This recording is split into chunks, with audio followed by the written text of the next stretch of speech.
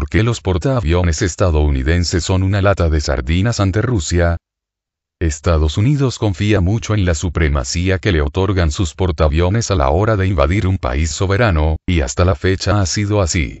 Claro que ha sido así solo porque han intervenido ante oponentes menores, que carecen del más básico desarrollo industrial y tecnológico. Ese ha sido el caso de Irak, Afganistán, Libia, Panamá, etc. Pero la situación sería radicalmente diferente en caso de enfrentarse a potencias tecnológicas como Rusia o China. En las guerras de los países antes mencionados, estos carecían de aviones de superioridad aérea, de sistemas modernos de defensa aérea, satélites de vigilancia y teledetección, radares potentes de alerta temprana y, sobre todo, de armas atómicas o armas de guerra electrónica y pulso electromagnético.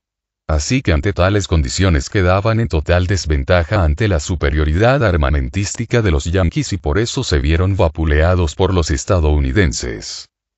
Ni Irak, Afganistán o Libia tenían los medios para siquiera intentar hundir un portaaviones, sus aviones caza eran inferiores a los de los yanquis y la capacidad de sus pilotos era inferior a la de los estadounidenses. Tampoco poseían sistemas costeros de defensa aérea como los Bastión rusos. Tampoco poseían submarinos sigilosos y atómicos equipados con sistemas de armas de última generación, como los que sí posee Rusia y China, entre otros.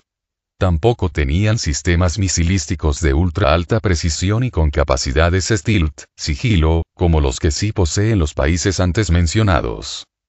En caso de una confrontación entre un grupo de ataque encabezado por un portaaviones estadounidense contra las Fuerzas Armadas de Rusia o China, la situación sería completamente diferente que en el caso de las invasiones de Irak, Libia o Afganistán. Suponiendo que se intentase un golpe al territorio de dichos países, Estados Unidos enviaría sus aviones embarcados a realizar la tarea, que en este caso se trataría de los F-18 Hornet y Super Hornet utilizados como avión de caza y ataque. También como cazas y ataques se utilizaría el A-6B Prowler para guerra electrónica. Otro tipo de avión serían los E-2C Hawkeye usados para alerta aérea temprana. Asimismo, los C-2 Greyhound usados para tareas de logística. Y un escuadrón de helicópteros antisubmarinos SH-60F y HH-60H Seahound. Viendo la clase de aeronaves típicas que porta un portaaviones estadounidense, estas no tendrían ningún chance ante los aviones más modernos rusos y chinos, como lo son los Su-35, Su-T-50, J-20 y J-31. Los Hornet y Super Hornet caerían como moscas ante una embestida de la aviación de ataque rusa y china, pues dichos aviones disponen de tecnologías de quinta generación, entre las que se cuentan invisibilidad ante los radares y sensores infrarrojos. Poseen asimismo radares de apertura sintética para rastrear con precisión la superficie terrestre y detectar posibles amenazas y destruirlas. También cuentan con radares de barrido electrónico activo tipo AESA para detectar objetivos aéreos a muy larga distancia, pudiendo fijar de 10 a 30 objetivos simultáneamente y clasificarlos según su grado de peligrosidad, con la capacidad de atacar simultáneamente a 15 de ellos. Misiles hipersónicos aire-aire de muy largo alcance, más allá del campo visual. Sistemas Hibini de última generación de guerra electrónica, en el caso de los Su-35 y T-50, etc. Es decir, en un combate aéreo entre un F-18 Super Hornet contra un Su-35, T-50, J-31 o J-20 no habría una sola posibilidad de que el avión estadounidense salga triunfador, ni aunque el combate fuera 10 contra 1, pues los aviones ruso y chino pueden fijar hasta 30 objetivos a la vez y atacar simultáneamente a 15 de ellos. Además, el Super Hornet no tendría posibilidad de detectarlos, ni siquiera de mirarlos, pues los aviones ruso y chino los eliminarían estando a cientos de kilómetros de distancia de su posición, lo que los pondría fuera del alcance de los misiles de los Super Hornet. Una vez eliminada la amenaza que representan los Hornet y Super Hornet, acabar con los EA-6B Prowler, los E-2C Hawkeye, los E-2 Greyhound y los helicópteros SH-60F y HH-60H Seahawk sería cosa de niños. Así que los portaaviones saldrían huyendo, pero serían alcanzados y hundidos de un solo disparo utilizando una ojiva atómica táctica o un misil hipersónico Zircon lanzado desde un bombardero supersónico estratégico Tu-160M2. Y si estuviesen aún dentro del área operativa de los sistemas costeros Bastión, serían hundidos asimismo utilizando un misil Zircon. Las fragatas y destructores que acompañan al portaaviones correrían la misma suerte que aquel. Este panorama que acabo de pintar es el más probable, pero no el único, pues hay varias maneras de acabar con un portaaviones. Se puede inhabilitar todo el grupo de ataque encabezado por uno de ellos utilizando una bomba de guerra electrónica Hibin y Magraf lanzada por un bombardero pesado Tu-160M2, Tu-22M3, Tu-95 Viro o un cazabombardero Tu-T-50. Una vez inutilizados todos los sistemas de armas y equipos electrónicos del grupo de ataque, quedarían a completa merced de las fuerzas armadas rusas y chinas, pudiendo jugar con ellos como un gato juega con un ratón y finalmente asestar el golpe final y hundir toda la flota de guerra estadounidense con su tripulación y aviones en su interior. Si se vieran más magnánimos, les ofrecerían la posibilidad de la rendición total con la consiguiente confiscación de sus armas y sus buques, y los militares serían hechos prisioneros.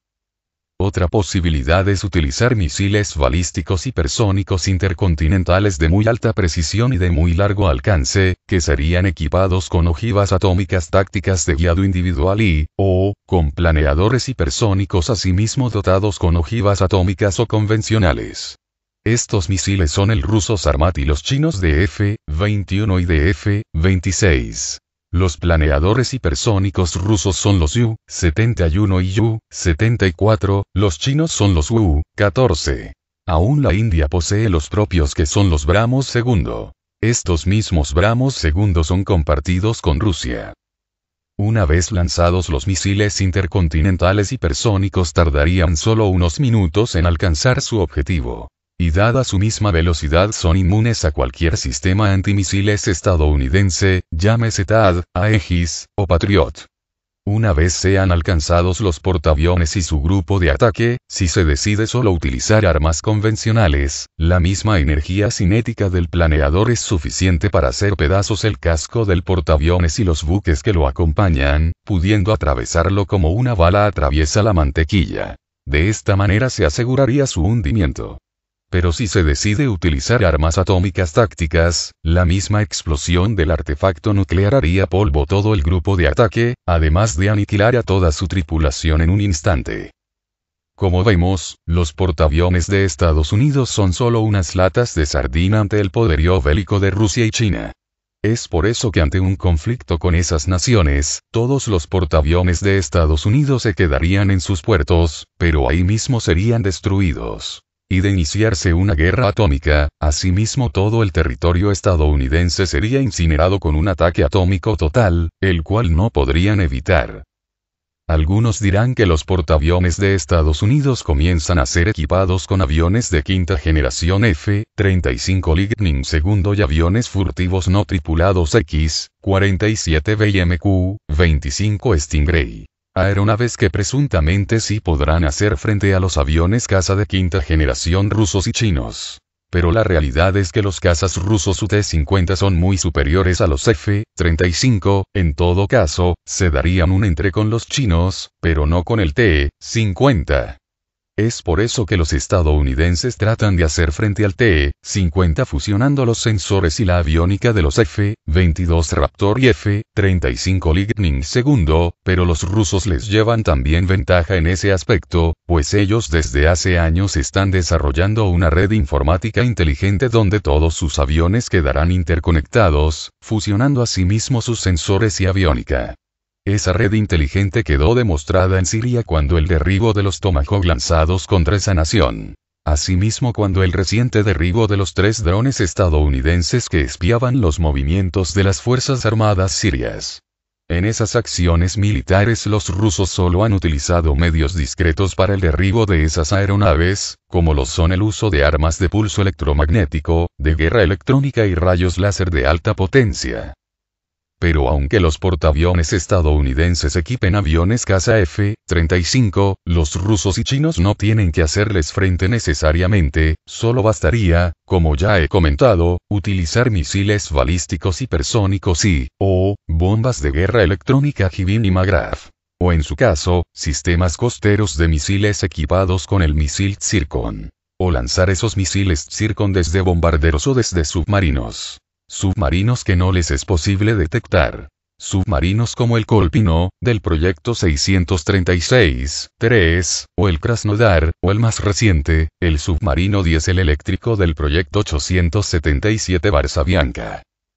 Esta es la cruda realidad de los portaaviones estadounidenses.